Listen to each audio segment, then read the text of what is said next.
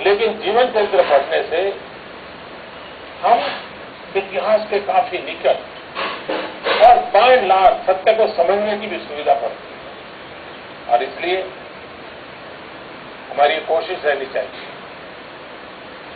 वरना आजकल तो आप लोगों को वो आदत है कि मुझे पता नहीं, हर काम गूगल गुरु करता है। कोई भी सवाल है गूगल गुरु के पास चले जाओ, इंफॉर्मेशन तो मिल जाती है, ज्ञान नहीं मिलता है, जानकारी नहीं मिलती। और इसलिए हम सब उस दिशा में प्रयास करें।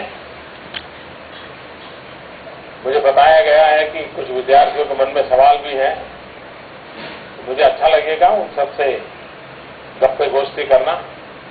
बहुत हल्का फुल्का का माहौल बना दीजिए, जरा गंभीर रहने की जरूरत नहीं है। आपके शिक्षक ने कहा होगा आप ऐसा मत करो, यूं मत करो, ऐसा सब कहा होगा ना। हाँ, तो आपके शिक्षक ने जो कहा है वो यहां से जाने के बाद उसको पालन कीजिए, है। अभी हंसते खेलते आराम से बैठिए और हम बातें करेंगे। फिर एक बार आप सबको मेरी बहुत शुभकामनाएं। टीचर्स डे पर देश के सभी शिक्षकों को मैं प्रणाम करता हूं, शुभकामनाएं देता हूं। और हम जैसे अनेकों के जीवन को बनाने में शिक्षकों का बहुत बड़ा रोल है, सबका ऋण स्वीकार करता हूं। बहुत बहुत धन्यवाद। धन्यवाद माननीय। मुझे विश्वास है कि आपके शब्दों ने न केवल बच्चों को, अभी तो शिक्षकों को भी प्रेरित किया है और बेहतर होने का सपना देखने का। 15 अगस्त का संकल्प जिसका अभी आदरणीय प्रधानमंत्री जी ने उल्लेख भी किया, उसी संकल्प को कार्यान्वित करते हुए आज माननीय प्रधानमंत्री महोदय स्वच्छ भारत स्वच्छ विद्यालय अभियान की विवर्णिका का विमोचन करेंगे।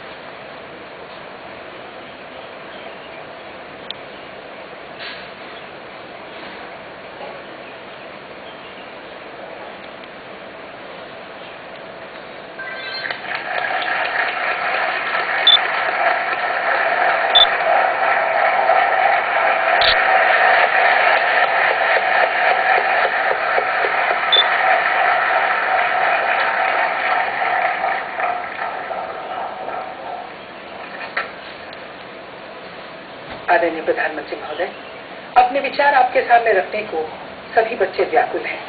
आपकी अनुमति से हम कुछ प्रश्न इन बच्चों से सुन लें जो वे आपके निमित्त करना चाहते हैं। पहला प्रश्न,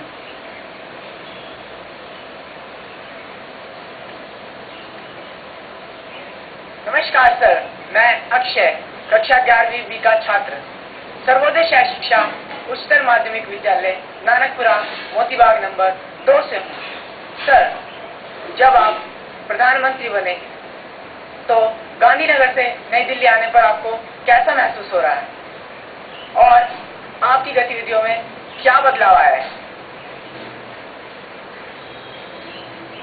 तो बहुत लग रहा है। एक तो मुझे समय नहीं मिला है अभी दिल्ली देखने का।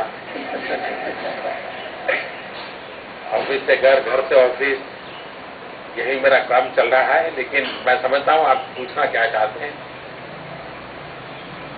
वैसे कोई बड़ा फर्क मैं महसूस नहीं करता। मुख्यमंत्री के कार्य में और प्रधानमंत्री के कार्य में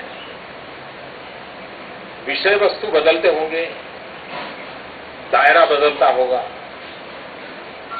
जिम्मेवारियां जरा ज्यादा बढ़ती होगी, लेकिन व्यक्ति के जीवन में कोई ज्यादा फर्क नहीं आता है। उतनी मेहनत करनी पड़ती है, शायद थोड़ी ज्यादा करनी पड़ती है, उतना ही जल्दी उठना पड़ता है, देर रात तक काम करना पड़ता है।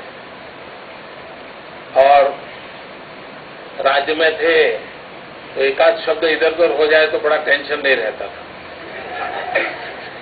यहां रहता है कि कहीं देश का नुकसान न हो जाए, कोई ऐसी बात न हो जाए कि देश का नुकसान न हो जाए, तो थोड़ा ज्यादा ही कॉन्शियस रहना पड़ता है। लेकिन मैं इतना कह सकता हूं कि मुख्यमंत्री कार्य का अनुभव होने के कारण इस दायित्व को संभालने में, समझने में और अफसरों के साथ काम लेने में मुझे कोई ज्यादा दिक्कत नहीं आई। बहुत सरलता से मैं इसको कर पाया। और आगे देखेंगे कोई अगर ऐसा बदलाव नजर आए तो। Thank you sir. Thank you.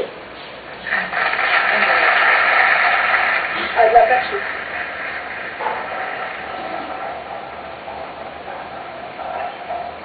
नमस्कार आदरणीय प्रधानमंत्री जी, मैं निदा राजकीय सर्वोदय कन्या विद्यालय नंबर 2 जामा मस्जिद में 11वीं कक्षा की छात्रा हूँ।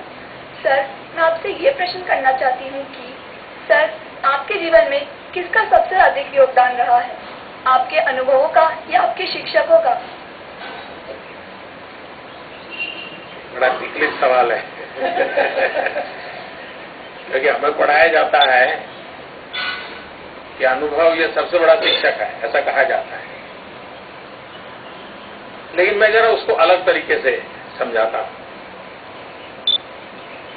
अगर आपको सही शिक्षा नहीं मिली है तो अनुभव भी आपको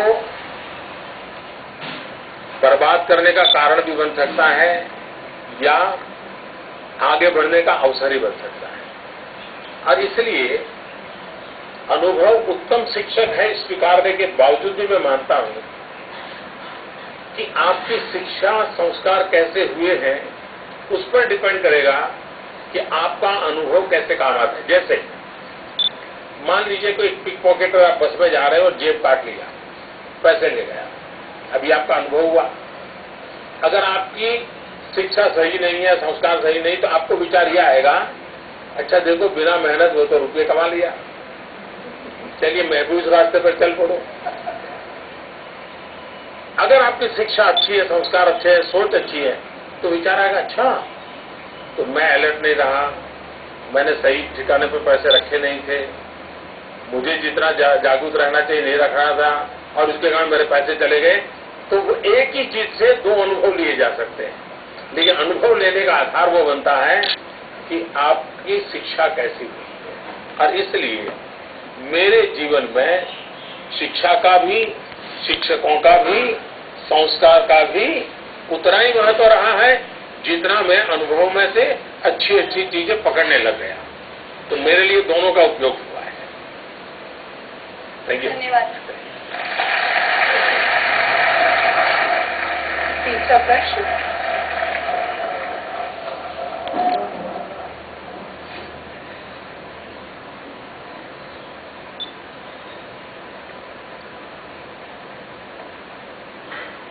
नमस्कार, नमस्ते। मेरा नाम सिंपल है। मैं Aartipuram sector 5 government coed senior secondary school में पढ़ती हूँ। सर, क्या आपने एक बालक के तौर पर कभी सोचा है कि आप भारत में एक दिन प्रधानमंत्री बनेंगे? क्या आपने सोचा है कि आप विश्व भर में प्रसिद्ध होंगे? मैंने कभी नहीं सोचा क्योंकि मेरा जो बैकग्राउंड है वह बहुत सामान्य परिवार से हूँ, और मैं तो कभी स्कूल में मॉनिटर का चुनाव भी नहीं लड़ा था। तो ऐसा तो सोचने का सवाल ही नहीं उठता था। और नहीं, और दूसरा धीरे धीरे करके मैंने जो पढ़ा है, अपने बड़ों से सुना है, उससे मुझे लगता है कि कभी कभी इस प्रकार की महत्वाकांक्षाएं बहुत बड़ा बोझ बन जाती है, बड़ा संकट बन जाती है। और इसलिए मैंने देखा है कि ज्यादातर लोग दुखी रहते हैं इस बात के लिए कि उन्होंने कुछ बनने के सपने देखे। सपने देखने चाहिए, लेकिन कुछ बनने के बजाय कुछ करने के सपने देखने चाहिए। कभी क्या होता है कि मान लीजिए हम छोटे होते हैं तो परिवार में कोई भी मेहमान आता है तो हमारे मम्मी पापा क्या करते हैं, सबको परिचय करवाते हैं। ये बेटा है ना, उसको डॉक्टर बनाना है, ये बेटी है, इसको इंजीनियर बनाना है। तो दिमाग में बचपन से ही घुस जाता है कि मैं डॉक्टर बनना है, मुझे इंजीनियर बनना है। और 10वीं 12वीं कक्षा में आते आते गाड़ी